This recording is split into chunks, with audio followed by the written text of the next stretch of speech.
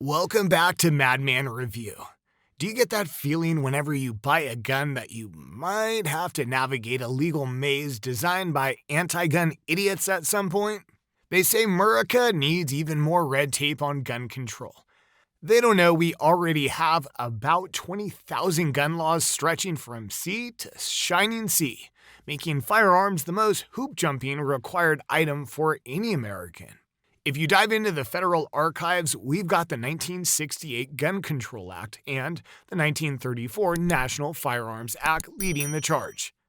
The GCA is pretty straightforward, keeping guns out of the hands of felons, while the NFA takes a closer look at machine guns, sawed-off shotguns, etc. And if you ever get your hands on the ATF's 468-page summary of state and local firearms regulations, you'll see that of America's 50 states, 5 are responsible for a third of that document, namely Illinois, Massachusetts, New Jersey, New York, and of course, California. Heck, California's contributions alone fill up almost 70 pages of eye-straining fine print. With regulations stacking up like this, there's no way the average Joe could keep up.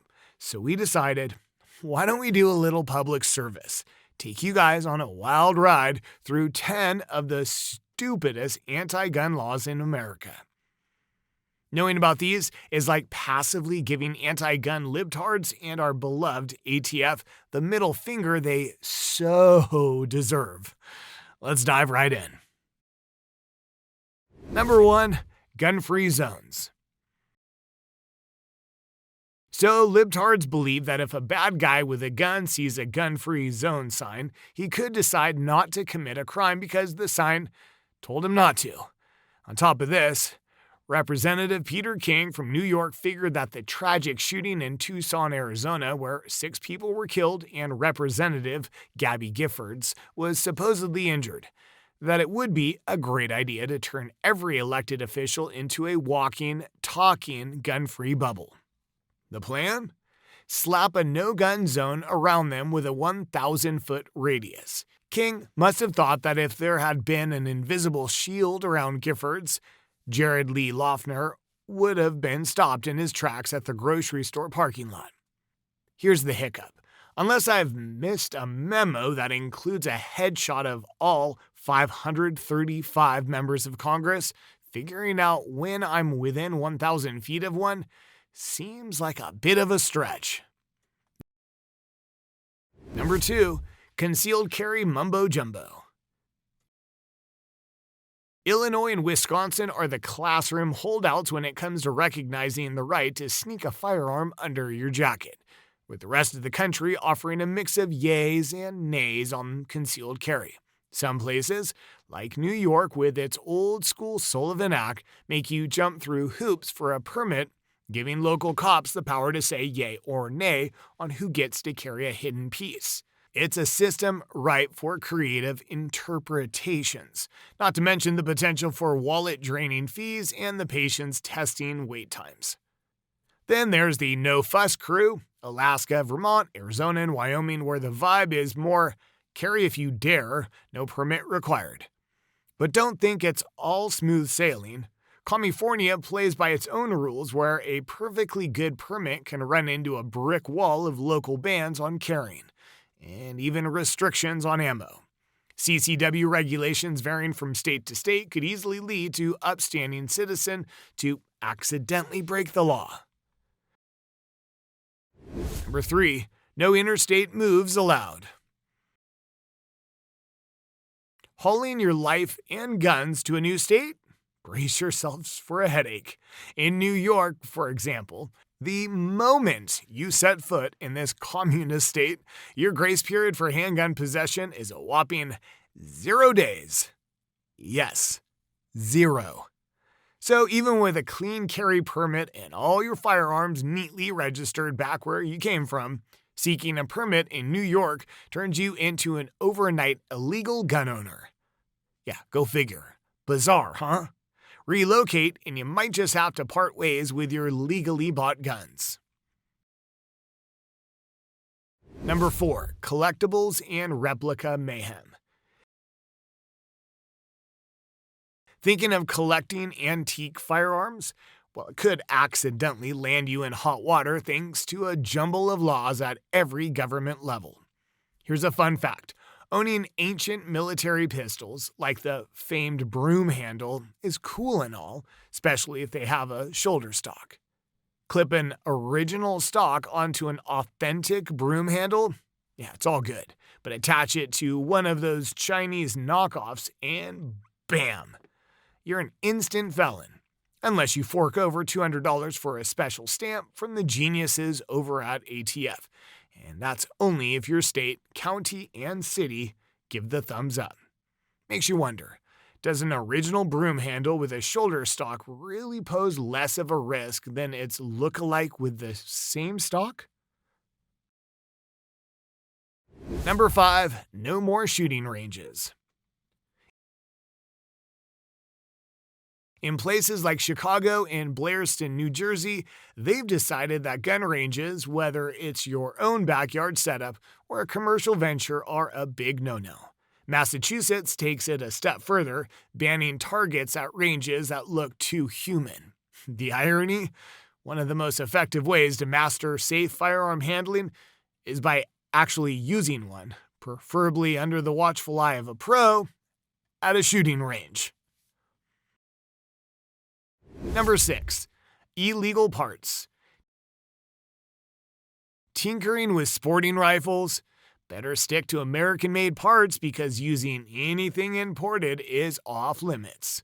Imagine if we applied this American parts-only rule to everything we make. In California, they've decided a rifle with a pistol grip is a no-go, despite such grips being standard issue in militaries worldwide, including our own. So, while you might own an AK-47 legally, slap a pistol grip on it with a detachable mag and you're breaking the law. The workaround? Attach a bullet button or a mag lock to sidestep this rule, allowing magazine removal. Alternatively, swap out the pistol grip for a Monster Man grip might solve the problem, but at the cost of the rifle's original functionality. Here's the kicker. None of these hoops gun owners jump through actually impact the rifle's effectiveness. They're just hurdles that inconvenience owners and give anti-gun folks a sense of accomplishment.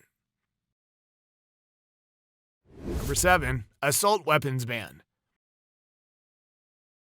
The saga of the 1994 federal automatic weapons ban.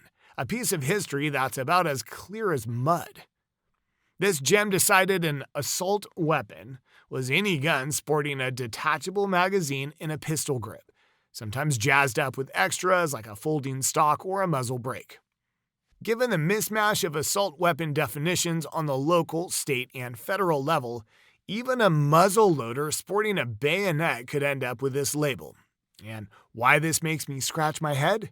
The ban tangled up in its own complexity, targeting firearms that weren't even in the assault weapon league.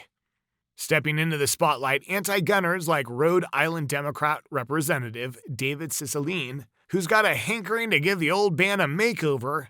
This guy's behind H.R. 1808, which Congress passed in July 2022. If it lands on Brandon's desk and gets the green light, it'll mark the return of the so-called assault weapons ban, a move that hasn't been seen since 2004.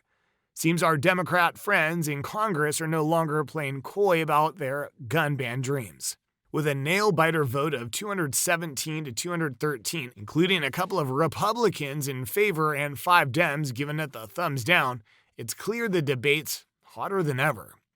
So, what's the big deal with H.R. 1808 and why keep an eye on it? In short, it aims to put the kibosh on a whole laundry list of firearms from being sold, made, transferred, owned, or even brought into the country. You might be wondering, what kind of guns are we talking about? Hang tight. We'll dive into the gritty details soon.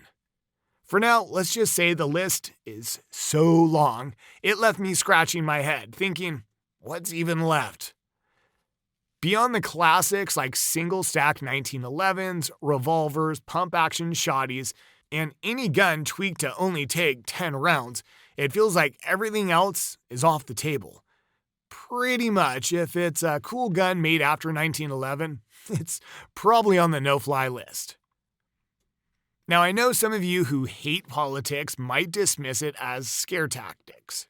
But here's a thought. If the Senate gives this bill a thumbs up, owning a gun with a simple pick rail could theoretically land you in hot water. Why?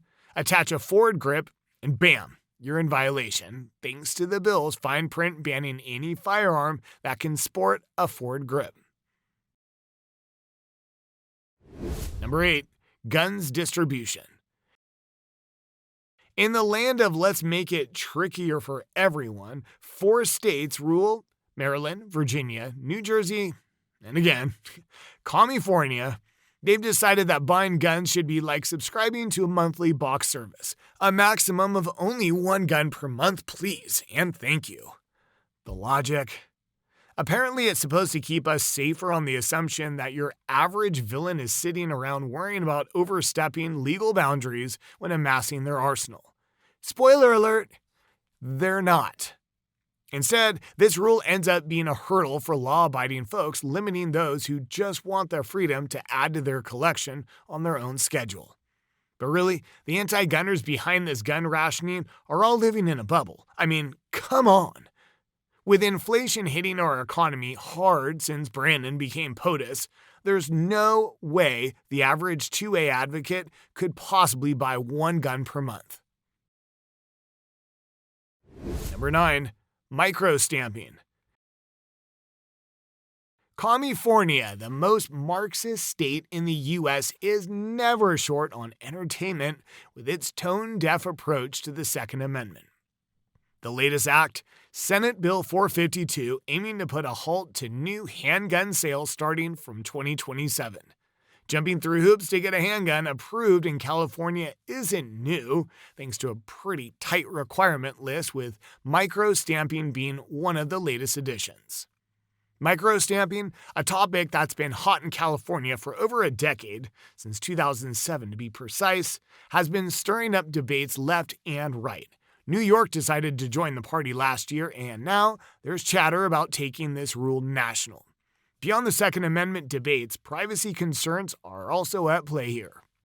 If micro-stamping's a new term for you, it's essentially a laser etching a tiny mark on a gun's firing pin. The idea is that when a gun fires, this unique mark is left on the ejected casing, making it possible to trace the gun through this microscopic breadcrumb. Sounds like detective work straight out of a sci-fi flick, right? But here's where it's dumb. Law enforcement can already track bullets back to their guns through ballistics. Micro-stamping is supposed to make this easier, but major gun manufacturers like Smith & Wesson are calling bluff and not playing ball in California. They argue, why bother with micro-stamping when traditional ballistics does the job? For micro-stamping to truly work, every gun would need to be logged, much like car registrations. Yet, the practicality and privacy implications make this a tough pill to swallow for many. Micro-stamping is a fantasy cooked up by anti-gun folks who probably got a bit too inspired by some Judge Dredd movie. In real-world tests, the technology proved unreliable, with the etched serial numbers wearing off after just a few hundred rounds. Far short of the several thousand rounds a firing pin is expected to last. So, while California and the People's Republic of New York dream of a world where every bullet can be traced back to its shooter with just a glance at a spent casing, reality begs to differ. Number 10. More red tape, longer wait times.